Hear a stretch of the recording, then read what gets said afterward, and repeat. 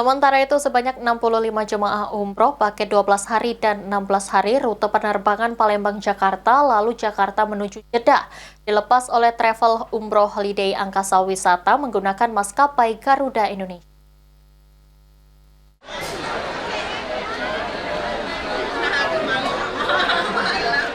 Sabtu pagi 11 Januari 2025, Holiday Angkasa Wisata melepas 65 jemaah umroh rute penerbangan mulai dari Palembang, Jakarta, lalu langsung menuju Jeddah menggunakan maskapai Garuda Indonesia.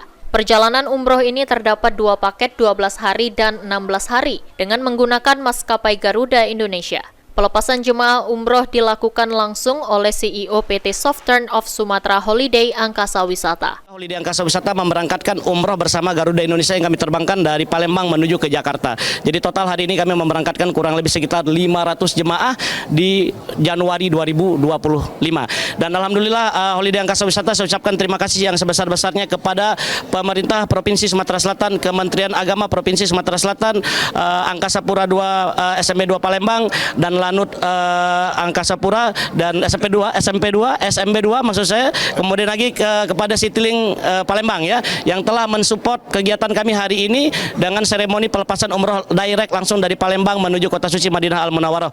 Penerbangan hari ini kita perjalanan selama 12 hari dan jemaah akan menginap sebanyak 10 malam.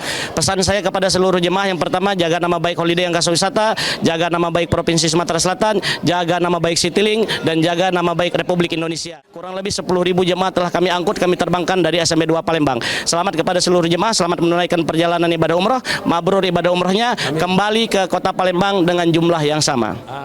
Sementara itu, Sunarto mengatakan harapannya para jemaah dalam keadaan sehat dan bisa menyelesaikan rukun ibadah umrohnya. Jaga kesehatan, karena kesehatan utama. Ya, dengan kesehatan menjaga pola makan.